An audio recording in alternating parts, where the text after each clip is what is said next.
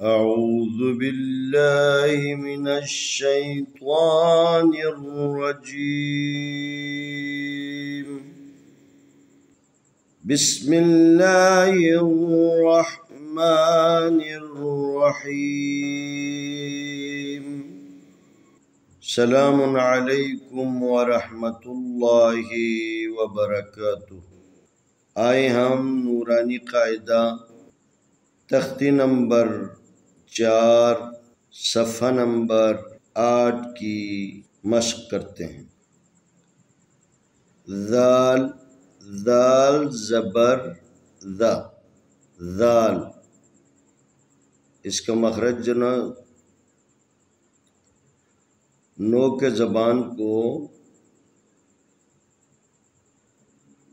سامنے کے دانتوں کے ساتھ لگانا ہے، ثنایا علیہ کے ساتھ. ہمارے جو بالکل سامنے جو دانت دو اوپر ہیں دو نیچے ہیں، اوپر والے دو دانتوں کا نام ہے ثنایا علیہ، نیچے والے جو دو دانت ہیں اس کے مقابل میں اس کو کہتے ہیں ثنایا سفلا. ذال کے تلفظ مخرج یہ ہیں کہ آپ نو کے زبان کو اوپر والے ثنایا علیہ کے ساتھ ٹچ کرنا ہے. وہاں سے جو آواز نکلے گی وہ ذال کی آواز ہے. ذال زبر ذا، ذال زیر ذی، ذال پیش ذو. ذال زبر ذا، ذال زیر ذی، ذال پیش ذو. ثا زبر ثا، ثا زیر ثی، ثا پیش ثو. یہ ثا بھی مخرج کے اعتبار سے ذال کے بہت قریب ہے. وہاں پر بھی نو کے زبان کو آپ نے دانتوں کے ساتھ لگانا ہے اوپر والے ثنایا علیہ کے ساتھ. وہاں سے جو آواز نکلے گی وہ ثا کی آواز ہے. ثا زبر ثا، ثا زیر ثی، ثا پیش ثو. فا زبر فا، فا زیر فی، فا پیش فو. فا زبر فا، فا زیر فی، فا پیش فو. واو زبر وا، واو زیر وی، واو پیش وو.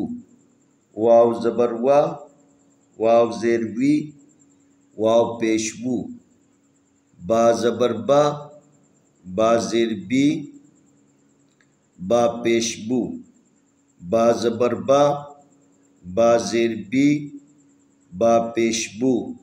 میم زبر ما، میم زیر می، میم پیش مو. میم زبر ما، میم زیر می، میم پیش مو. ایک دفعہ پھر تکرار. ذال زبر ذا، ذال زیر ذی، ذال پیش ذو. ثا زبر ثا، ثا زیر ثی، ثا پیش ثو. فا زبر فا، فا زیر فی، فا پیش فو. واو زبر وا، واو زیر وی، واو پیش وو. با زبر با، با زیر بی، با پیش بو. میم زبر ما، میم زیر می، میم پیش مو. اب تک ہم نے آپ کے سامنے حروف تہجی کے بارے میں بتایا. الف سے یا تک حروف تہجی ایک ایک کر کے ان کی پہچان کرانے کی کوشش کی، اور اس کے بعد دوسرے نمبر پر ہم نے حرکت کے بارے میں آپ کے خدمت میں کچھ معروضات پیش کرنے کی کوشش کی. یہ حروف تہجی جب تک حرکت نہ آئے وہ سائلن ہے. پھر اس کے بعد ان کے اوپر حرکات لگا دی جاتی ہیں یہ زبر، یہ زیر، یہ پیش، یہ ہر ایک حرکت ہے۔ جب یہ حروف تہجی کے اوپر یہ علامتیں آ جاتی ہیں تو حرف کے اندر یا حروف کے اندر حرکت پیدا ہو جاتی ہے۔